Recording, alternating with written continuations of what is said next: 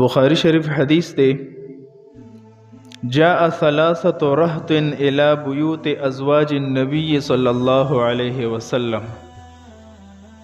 درې صحابه کرام د نبی کریم صلی الله علیه وسلم د بیبیانو کورونو ترالل. شارحین لیکلی درې صحابه چې باغې کې یو حضرت علی المرتضی رضی الله عنه، یو عبد الله ابن عمر رضی الله عنه، یو حضرت عثمان بن مزعون رضی الله عنه.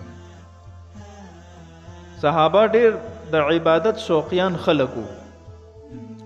نو دې د پاره راغلو چې موږ د ازواج مطهراتو نه تاسو کو يسألون عن عبادت النبي صلی الله علیه وسلم، چې د نبی علیہ السلام د عبادت متعلق معلوماتو کو چې د شپې د نبی علیہ السلام د عبادت څه طریقه کار دی.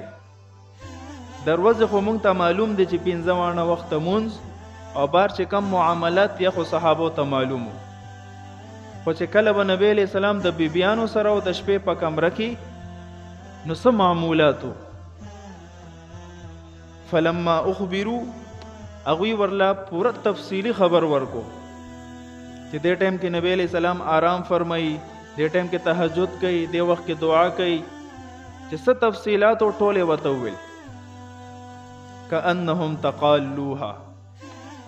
صحابو خپل عبادت ډېر کم وګڼل چې یو خو نبی علیہ الصلوۃ والسلام اسم غفر له ما تقدم من ذنبه وما تأخر.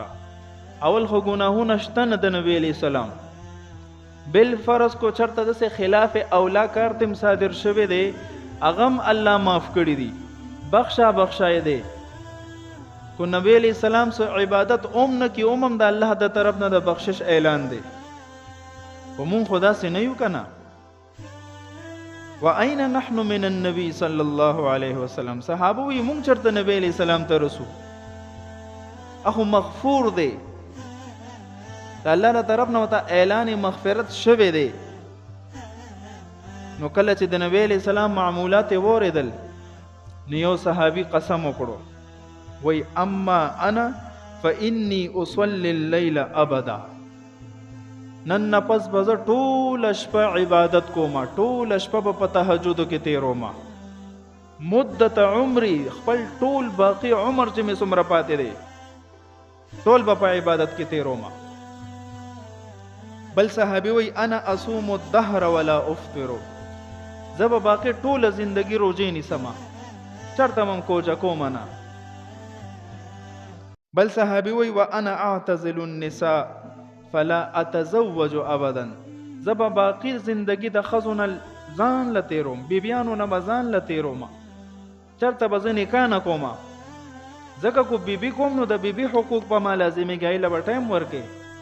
کال پس بدل الله بچی درکې د بچو بیا د حقوق دي داغه خیال بساته، داغه د پاره ممنډ تړلې وي، تجارت پکې ضرورت په پوره کې کوزلو د خوي که خني دا سيزونه وکې حقوق دي. نو لہذا زه بالکل نکاح نه کومه. چې دا قسم خبره وکړي فجاء رسول الله صلی الله علیه وسلم الیه.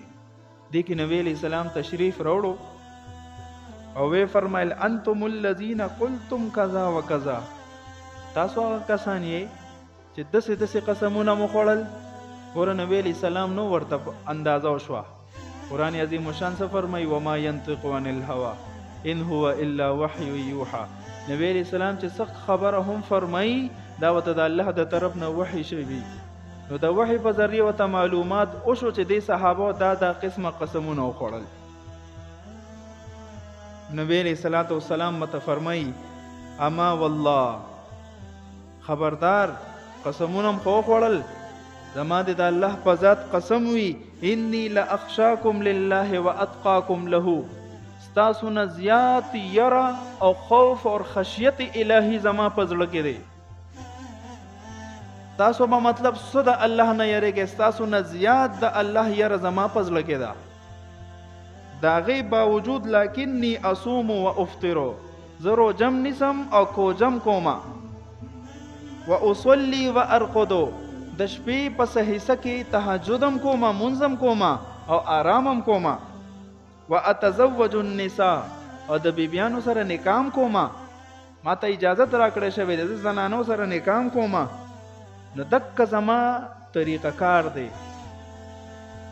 تاسو د الله نه یریږئ زکم د وویل چې زه به غونډه شپه عبادت کوم ښځې ته به نه نږدې کېږم روژې به نیسم د الله یره د په زړه کې ستاسو نه زیاته د الله یره زما په زړه کې ده نو چې زه پکې د شپې آرام کوم تاسو ولې آرام نه کوئ دک طریقه کار دی او بیا قانوني یو فارموله وفرمایله فمن رغب عن سنتي فليس مني طریقه کار مې درته وښولو چې دا معمولات دي او څوک چې زما د طریقې نه هټ کر چلیږي زما د جماعت سړی نه دی فلیس مني زما د جماعت سړی نه دی هغه